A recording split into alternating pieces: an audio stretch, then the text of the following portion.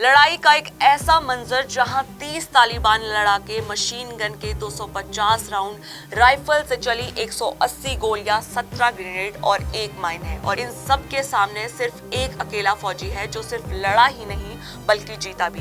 नमस्कार, मैं शिवानी स्वागत करती हूं आपका अर्ली न्यूज में। और मैं आज आपको एक ऐसे गोरखा की कहानी सुनाऊंगी जो अफगानिस्तान में तालिबान से अकेले लड़ा और जीत कर भी आया। साल 2010 की बात है। अफगानिस्तान का हेलमंद इलाका, यही रहीम कलाय नाम के गांव के पास नेटो फौज की 2 पोस्ट बनी हुई थी। नेटो, जैसा कि हम सब जानते हैं, अमेरिका सहित 31 देशों का समूह है।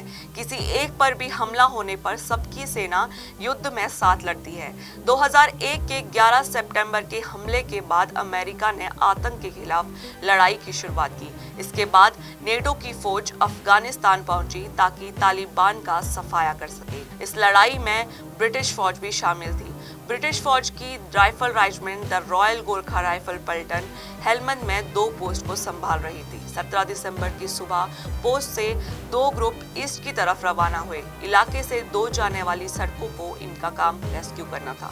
ऑपरेशन लंबा चल सकता था तो 4 सैनिक पोस्ट पर ही रुके थे। उन चारों सैनिकों में से एक का नाम था दीप प्रसाद पुन।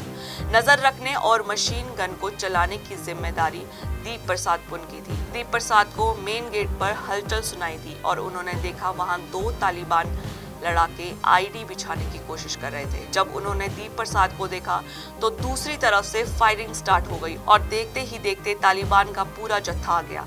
दीप प्रसाद अकेले थे तो उनके पास लड़ने के अलावा कोई दूसरा रास्ता नहीं था।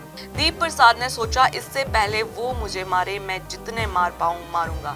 दीप प्रसाद वो न सिर्फ गोरखा राइफल के सैनिक थे बल्कि उनका परिवार भी 3 पीढ़ी से फौज में था। वो तीनों तरफ से घिर चुके थे, लिहाजा उन्होंने मशीन गन उठाई और अंधाधुंध गोलियों की बरसात शुरू कर दी। फिर उन्होंने ग्रेनेड फेंके, फिर दूसरी तरफ से भी ग्रेनेड से हमला शुरू हो गया। लेकिन साजन पुन ऊंची और बेहतर पोजीशन में थे जिसका उन्होंने पूरा फायदा उठाया। लेकिन जल्द ही मशीन गन की गोलियां खत्म हो गई और ग्रेनेड भी खत्म हो गए। दीप प्रसाद के पास अभी भी उनकी राइफल थी। उन्होंने देखा कि तालिबान ऊपर चढ़ने की कोशिश कर रहे हैं। उन्होंने निशाना लगाकर 2 तालिबान को ढेर कर दिया, लेकिन तीसरा तालिबान ऊपर चढ़ने में कामयाब हो गया। उन्होंने निशाना लगाने की कोशिश की, लेकिन उनकी राइफल जाम हो गई थी। दीप प्रसाद के पास कोई हथियार नहीं बचे थे और आतंकवादी लगभग अंदर आ चुके थे। उसके बाद दीप प्रसाद पुन ने गन के ट्राइपॉड से हमलावर के सर पर मारा और वो भी ढेर हो गया। दीप प्रसाद 20 मिनट तक अकेले लड़ते रहे।